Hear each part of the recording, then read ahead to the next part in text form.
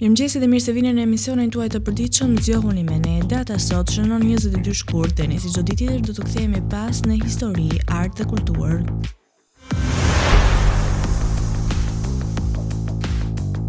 Do të vim të flasim për ngjarjet më të rëndësishme të 22 shkurtit. Do të vim në vitin 1632, ku Galileo Galilei sfidoi botën shkencore duke publikuar librin e tij të famshëm, ku mbrojti teorinë helicentrike dhe kundërshtoi idetë e Kishës Katolike.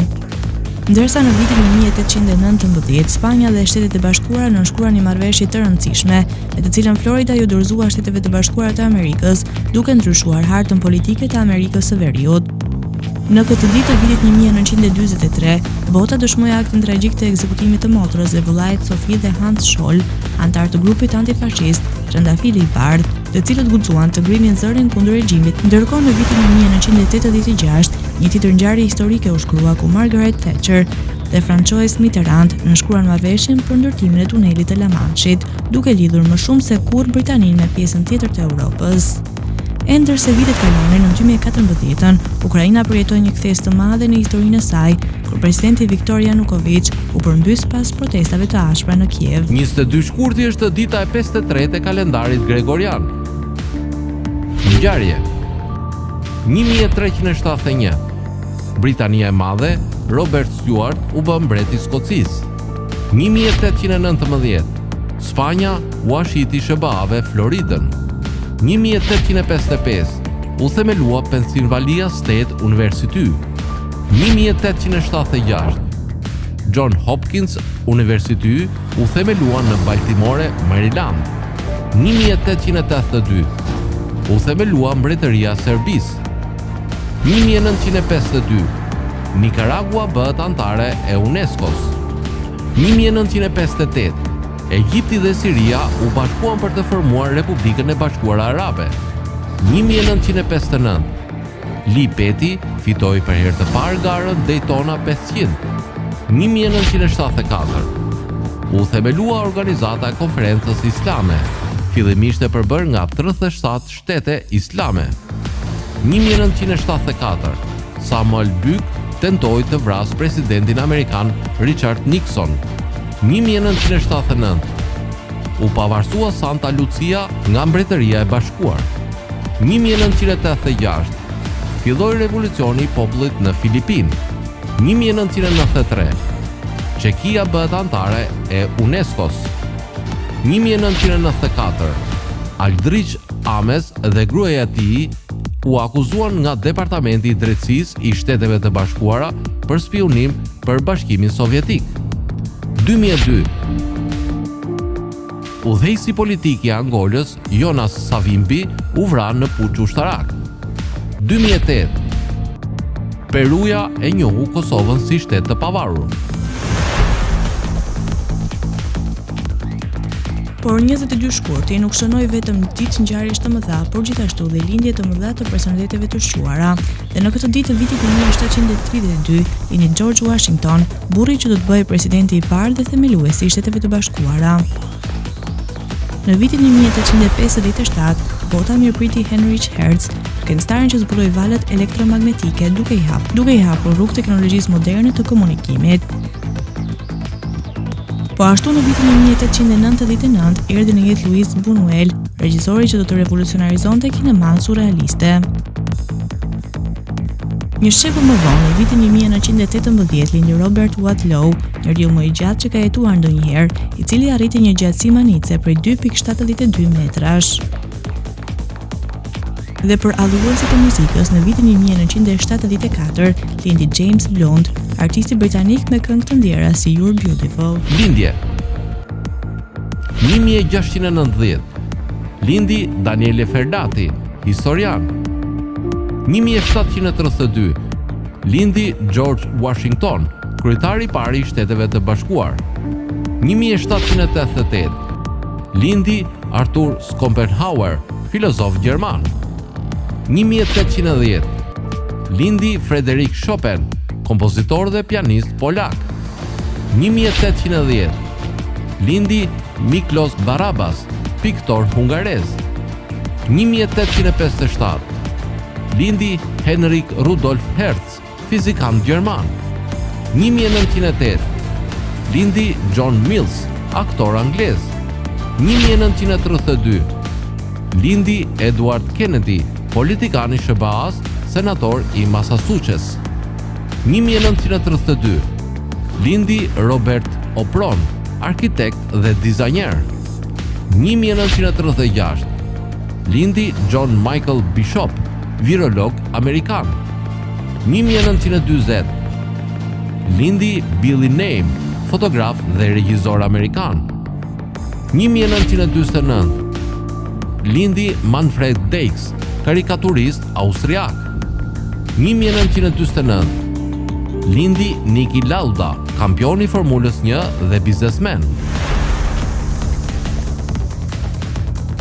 Megjithatë, siç ndodh gjithmonë, dhe historia ka momentet e saj të trishta, më 22 shkurt 1512 u shua Amerigo Vespucci, eksploratori italian që i dha emrin kontinentit amerikan. Në vitin 1939, poeti i njohur spanjoll Antonio Machado la pas një trashëgimi letrare të pasur. Në botën e artit modern, 1987 shënoi ndarjen nga jeta të Andy Warhol, mjeshtit të pop artit që ndryshoi përgjithmonë mënyrën se si ne e shohim artin. Dhe më vonë në vitin 2019, kinemaja humbi një tjetër figurë të madhe, regjisorin Stanley Donen, cili la pas filma muzikor të paharrueshëm. Vdekje 1371 vdiq Davidi II, mbreti i Skocisë. 1512 vdiq Amerigo Vespucci, tregtar dhe marinar italian. 1890 vdiq Karl Bloch, piktor danez. 1942 vdiq Stefan Zweig, shkrimtar austriak. 1980 vdiq Oskar Kokoschka, piktor dhe shkrimtar austriak.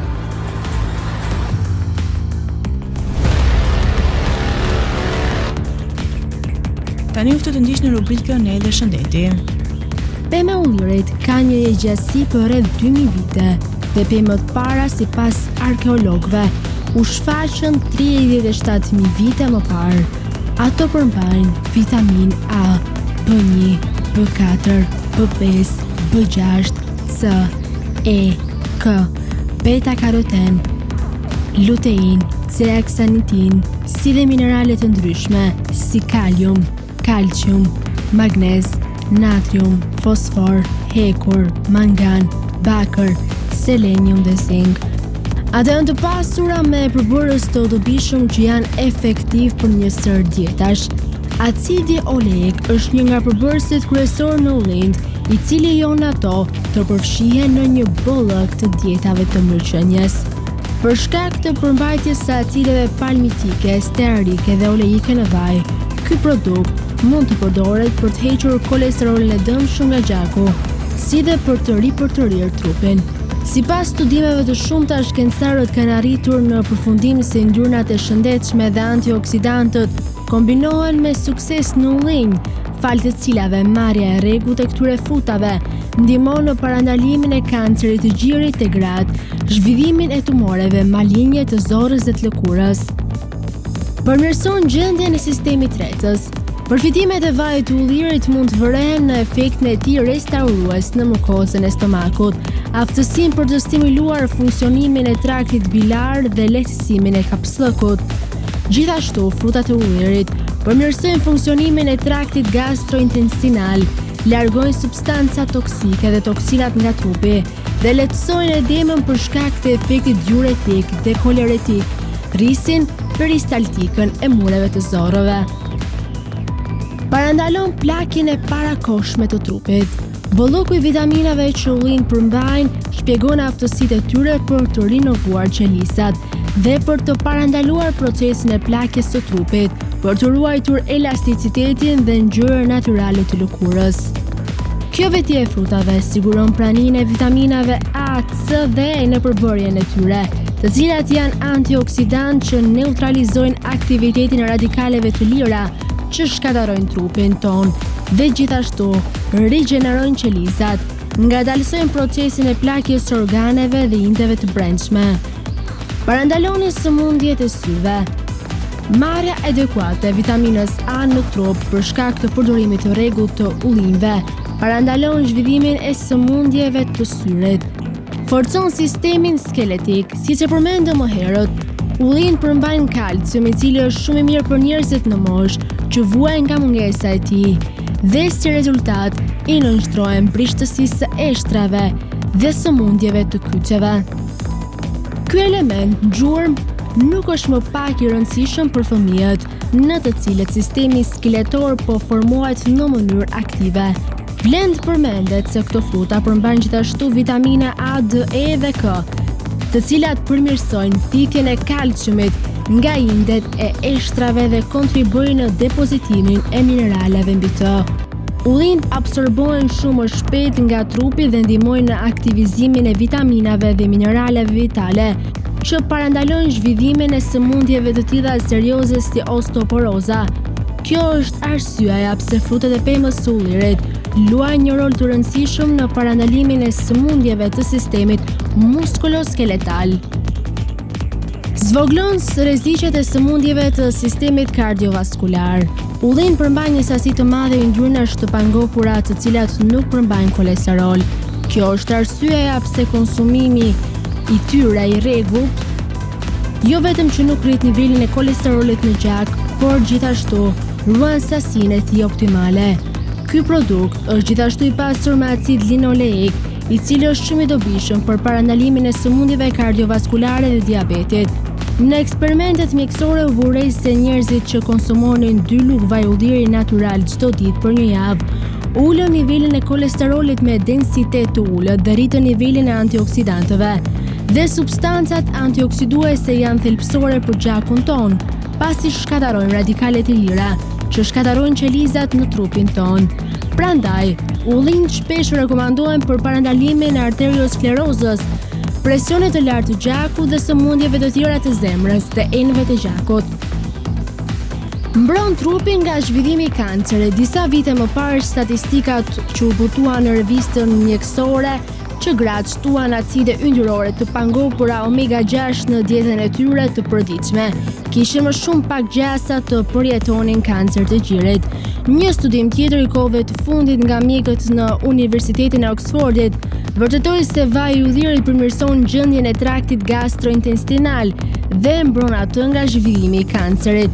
Kjo sepse vaji i frutave ndërvepron kimikisht me acidet e stomakut, duke parandaluar formimin dhe shumëzimin e qelizave të kancerit, dhe gjithashtu zvogëlon nivelin e acidit bilar dhe rrit sasinë e enzimës diamin oksidaza, duke kontrolluar praninë e qelizave të kancerit në trup.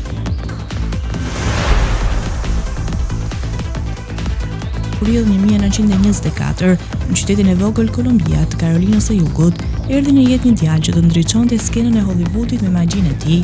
Ai ishte Stanley Donen, një djalosh që në vogëllie kishte ëndrrën të lidhte jetën me kineman dhe kërcimin. Frymzuar nga filmat muzikor të viteve 30, ai filloi të mësonte kërcim dhe shumë shpejt e kuptoi se magjia e tij nuk qëndronte vetëm në skenë, por pas kamerës, në artin e regjisë dhe koreografisë. Karriera e tij nisi me hapa të vegjël, por të sigurt. Kur ishte vetëm 16 vjeç, ai u transferua në New York dhe arriti të bëhej pjesë e Broadway. Kur ishte vetëm 16 vjeç, ai u transferua në New York dhe arriti të bëhej pjesë e Broadway, ku punoi si balerinë dhe koreograf. Por fati buzëqeshi më shumë se kaq. Një moment kyç të jetës së tij ai u takua me Gene Kelly, një yll i kinemas muzikore, i cili do të bëhej bashkëpunëtori dhe miku i tij më i madh. Ishte pikërisht ky bashkëpunim që e ngriti Donen në piedestalin e regjisorëve më të mëdhenj të Hollywoodit. Në vitin 1952, Stanley Donen dhe Gene Kelly sollën në ekran një nga filmat më të dashur të gjithë kohërave, Singing in the Rain. Ky film nuk ishte thjesht një histori dashurie apo një muzikor i zakonshëm, ishte një kryevepër që festonte magjinë e filmit të zërit, një përzierje perfekte e komedisë, kërcimit dhe nostalgjisë për kohët e vjetra të kinemas. Momenti kur Gene Kelly kërcen në shi, duke shpërndar gëllëzim me çdo lëvizje, veti një nga skenat më ikonike në historinë e filmit. Por Donen nuk u ndal këtu, ai vazhdoi të krijonte disa nga filmat më të rëndësishëm të epokës së artë të Hollywoodit. Funny Face i vitit 1957 me Audrey Hepburn dhe Fred Astaire ishte një eksplozion elegancie dhe mode, ndërsa Charade në vitin 1963 me Hepburn dhe Cary Grant ishte një thriller romantik i mbushur me mister dhe humor të hollë. Për dekada me radhë, Donen vazhdoi të eksperimentonte me kineman, duke lëvizur nga filmat muzikor te komeditë dhe dramat. Edhe pse vitet kalonin dhe epoka e filmave muzikor klasik po shuhej, trashëgimia e tij mbeti e pashlyeshme. Në vitin 1998 ai u nderua me çmimin e nderit të Akademisë, një njohje e merituar për kontributin e tij të jashtëzakonshëm në industrinë e filmit. Frédéric Chopin ishte kompozitor polak nga Polonia. 2 dekadat e para të jetës, Frédéric Frances Chopin i kaloi në Poloni si biri një francezi dhe një nëne polake, e cila i dha atij mësimet e para në piano. Po si 8 vjeçar duart trokitej si një fëmijë çuditëbërës. Në Varshavë ai ndoqi liceun e në fund të liceut edhe konservatorin, ku edhe e gjeti mësuesin e tij më të rëndësishëm, Joseph Einstein. Në moshën 18 vjeçare, Chopin për herë të parë udhthoi për në Berlin. Pas një viti, 1829, udhthoi për në Vjenë, Prag dhe Dresden. Më 1831, ai vendosi të udhtonte për në Paris. Në udhëtime sipër, ai mori vesh për okupimin e Varshavës nga rusët. Dhe nga kjo kohë, Chopini kur nuk u kthye më në vendlindje. Parisi u bë vendlindja e tij. Këtu u krijua e madhja e tij Overes, të cilën kryesisht ja kushtoi luajtjes në piano. Mirëpo 2 koncertet e tij të njohura në piano, E-moll dhe F-moll, u krijuan në kohën e Varshavës dhe atë të dytin koncert në piano në F-moll para të parës në E-moll. Për nga struktura dhe karakteri që të 2 koncertet kanë ngjashmëri njëra me tjetrën, që të dyja qëndrojnë. Kjo vlen vetëm për radhën e parë të 2 koncerteve në E-moll. Radhët e ngadalshme flasin një gjuhë të ndjeshme, romantike dhe sipas gjithë asaj që ne dim, ato japen disa pjesë nga autobiografia, saktësisht pjesë të dashurisë së Chopinit për Konstantina Glaskovën. Radhët përmbyllëse janë të ngarkuara vivace, janë të ngarkuara me energji vallëzimi. Në koncertin F-moll tonin e jep një mazurka, ndërsa në koncertin E-moll një krakovjak.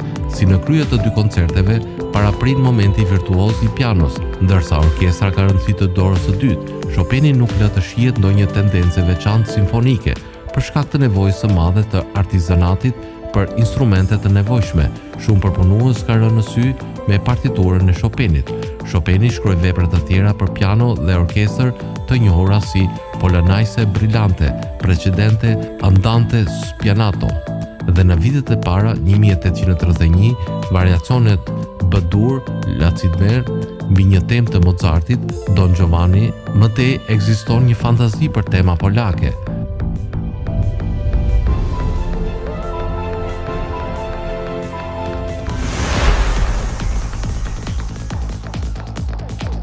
Do të vijmë me rubrikën Kuriozitete, ku sot të flasim për trurin e femrës dhe të burrit, për peshën dhe strukturën e tij. Një nga arsyet për këtë ndryshim në peshë është se burrat kanë trup më të madh dhe një masë muskulore më të madhe dhe si pasojë truri i tyre është më i madh për të mbështetur këtë masë trupore. Truri i burrave ka më shumë qeliza në disa pjesë të tij, si për shembull në hemisferën e majt, e cila është përgjegjëse për aftësitë motorike dhe mendimet analitike. Nga ana tjetër, truri i femrave ka më shumë lidhje dhe komunikim ndërmjet hemisferave të tij, që do të thotë se mund të ketë një integrim më të lartë të funksioneve të ndryshme, për shembull aftësia për të menaxhuar emocione dhe të menduarit e kompleksuar. Në aspektin e inteligjencës, shkencëtarët kanë treguar se madhësia e trurit nuk është një tregues i drejtë i aftësive intelektuale. Ajo që është më e rëndësishme është densësia e neuroneve dhe lidhjet që ata krijojnë. Truri i femrës, megjithëse është më i vogël dhe më i lehtë, ka më shumë përdorim të fuqishëm të lidhjeve ndërmjet 2 hemisferave dhe mund të ketë më shumë lidhje që lejojnë funksione më efikase në disa fusha, si komunikimi dhe menaxhimi i emocioneve. Në aspektin e strukturës, truri i femrës dhe ai i burrit kanë disa dallime të ndryshme. Për shembull, gratë shpesh kanë një hipokampus më të madh, që është pjesë e trurit e lidhur me kujtesën dhe përbunimin e emocioneve.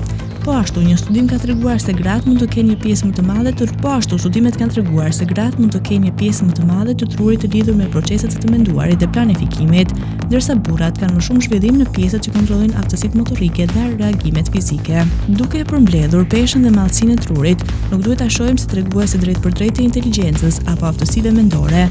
Një femër mund të ketë një tru më të vogël dhe më të lehtë, por kjo nuk do të thotë se ajo është më pak inteligjente.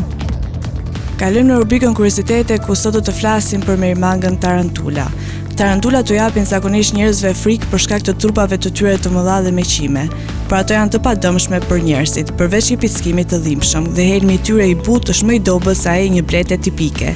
Midis entuziastëve araknid, këto merimanga janë bërë kafshë shtëpiake të njohura. Tarantulat hedhin periodikisht skeletet e tyre të jashtme në një proces të quajtur shkrirje. Në këtë proces ato zëvendësojnë gjithashtu organet e brendshme, të tilla si organet gjinetale femërore dhe mukozën e stomakut dhe madje rilindin shtojzat e humbura. Habitati. Ka qindra lloje tarantulash që gjenden në shumicën e rajoneve tropikale, subtropikale dhe të thata të botës. Ato ndryshojnë në ngjyrë dhe sjellje sipas mjedisit të tyre specifik. Në përgjithësi, megjithatë, tarantulat jetojnë në gropsat e tokës. Gjuetia. Tarantulat janë lëvizës të ngadaltë dhe të qëllimshëm, por grabitçar të suksesshëm të natës. Insektet janë prej tyre kryesore, por ata synojnë gjithashtu gjahun më të madh. Merimangat amerikano-jugore, siç sugjeron emri, është madje në gjendje të gjuajë zogjt e vegjël. Një tarantula nuk përdor një rrjet për të kapur gjahun, megjithëse mund të rrotullojë një tel për të sinjalizuar një alarm kur diçka i afrohet gropës së saj. Këto merimanga kapin me shtojzat e tyre, injektojnë helm paralizues dhe dërgojnë viktimat e tyre fatkeqe në stomakun e tyre. Ata gjithashtu sekretojnë enzima tretëse për të lëngëzuar trupat e viktimave në mënyrë që ata të mund t'i thithin ato përmes hapjeve të gojës. Pas një vakti të madh, tarantula mund të mos ketë nevojë të hajë për një muaj. Kërcënimet natyrore. Tarantulat kanë pak armiq natyral, por gërëzat parazitare janë një përjashtim i frikshëm. Një gërëz e tillë do të paralizojë një tarantula me thumbin e saj dhe do të vendosë vezët e saj në trupin e merimangës. Kur vezët çelin, larvat e gërëzave derdhen mbi tarantulën ende të gjallë. Një tarantula femër ka një trup më të trashë si e mashkull dhe është imbuluar me një qime kafe të çelur, kështu që nganjëherë quhet tarantula bionde e Arizonës. Mashkulli është më i hollë dhe më i dobët, me qime të zeza që mbulojnë pjesën më të madhe të trupit dhe qime të kyçerremta në bark. Tarantulat kanë 2 pjesë të trupit, 8 këmbë dhe 2 petipalë që përdoren për prekjen dhe lëvizjen e gjahut. Tarantulat janë shumë të ndjeshme ndaj dridhjeve në tokë që mund të tregojnë praninë e gjahut ose rrezikut. Ato janë të pajisura me qime urtikuese në bark, të cilat mund të lëshohen duke goditur me këmbët e pasme. Këto qime irritojnë hundën dhe sytë e sulmuesve të mundshëm. Habitati. Tarantulat jetojnë në toka të thata dhe të dranizhuara mirë në zonat të hapura në të gjithë zonat e shkretëtirës dhe kullotave. Të gjithë tarantulat e Amerikës së Veriut janë banorë të tokës, megjithëse disa specie të tjera jetojnë në pemë, shkëmbinj, shpedha ose në të mbjella. Tarantulat shfaqen në mbar botën, ato në Amerikën e Veriut ndodhen në shtetet jugore dhe jugperëndimore me shumë specie të tjera që ndodhen në jug në të gjithë Meksikën, Amerikën qendrore dhe jugore.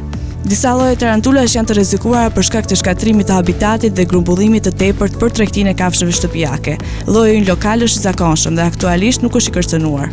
Tarantulat janë gjatarë të natës, ata ushqejnë kryesisht me insekte si kakalecat, brumbit, merimangat të tjera të vogla dhe artropodët, dhe ndonjëherë hanë ardhusa të vogla.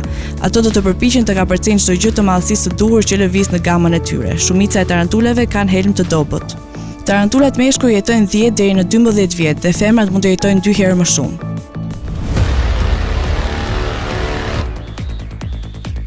Tani uftu të ndiqni parashikimin e motit për territorin shqiptar. Territori shqiptar për datën 22 shkurt 2026 do të jetë në ndikimin e masave ajrore relativisht të qëndrueshme, duke sjellë mot kryesisht me diell në pjesën më të madhe të vendit, ndërsa në verilindje priten rreshje të dobta dëbore. Paraditja do të karakterizohet nga kthjellime dhe intervale me diell, ndërsa pasditja vijon me vranësira të lehta në disa zona malore. Temperatura minimale pritet të zbresë deri në -2 gradë Celsius, ndërsa ajo maksimale do të arrijë deri në 15 gradë Celsius.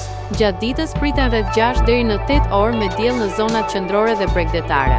Era do të fryejë lehtë nga drejtimi veriperëndimor me shpejtësi 2 deri në 5 metra për sekond. Deti do të ketë dallgëzim të ulët rreth 1 deri në 2 ball. Indeksi ultraviolet për Tiranën pritet të jetë i ulët rreth 3. Sipas të dhënave astronomike, lindja e diellit në Tiranë do të jetë rreth orës 6:19 minuta, ndërsa perëndimi rreth orës 17:29 minuta. Temperaturat minimale dhe maksimale për disa qytete kryesore të Shqipërisë do të jenë si më poshtë. Shkodër, 4 deri në 13 gradë Celsius. Kukës, 1 deri në 7 gradë Celsius. Peshkopi, 1 deri në 8 gradë Celsius. Tiranë, 6 deri në 14 gradë Celsius. Durrës, 7 deri në 14 gradë Celsius. Kavaj, 4 deri në 14 gradë Celsius. Elbasan, 6 deri në 13 gradë Celsius. Berat 4 deri në 12 gradë Celsius. Korç -2 deri në 6 gradë Celsius. Vlorë 5 deri në 13 gradë Celsius. Gjirokastër 3 deri në 12 gradë Celsius. Sarand 6 deri në 15 gradë Celsius. Tani uftë të ndiqni parashikimin e motit për territorin e Kosovës. Territori i Kosovës për datën 22 shkurt 2026 do të jetë në ndikimin e motit relativisht të qetë me vranësira të pjeshme dhe intervale me diell. Paraditja do të jetë e freskët me vranësira, ndërsa pasditja sjell thjellime të her pas hershme. Temperatura minimale pritet të zbresë deri në -2 gradë Celsius, ndërsa ajo maksimale do të arrijë deri në 8 gradë Celsius. Era do të fryejë lehtë nga drejtimi verior me shpejtësi 2 deri në 4 metra për sekond. Indeksi ultraviolet për Prishtinën pritet të jetë i ulët rreth 2. Sipas të dhënave astronomike, lindja e diellit në Prishtinë do të jetë rreth orës 6:15 minuta, ndërsa perëndimi rreth orës 17:22 minuta. Temperaturat minimale dhe maksimale për disa qytete kryesore të Kosovës do të jenë si më poshtë: Mitrovic 0 deri në 7 gradë Celsius. Podujev -1 deri në 5 gradë Celsius. Skënderaj -2 deri në 6 gradë Celsius. Pej 1 deri në 6 gradë Celsius. Prishtinë 0 deri në 5 gradë Celsius. Gjakov 1 deri në 8 gradë Celsius. Malishev 1 deri në 7 gradë Celsius. Gjilan 0 deri në 4 gradë Celsius. Perizaj 0 deri në 4 gradë Celsius. Kaçanik -1 deri në 3 gradë Celsius.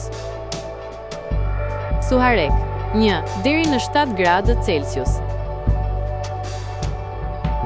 Prizren 0 deri në 6 gradë Celsius. Të nderuar teleshikues, kemi arritur në fund të emisionit edhe për ditën e sotme. Bashkë do të rishemi sërish nesër në potën jetënor. Deri atëherë, ne u takoshim.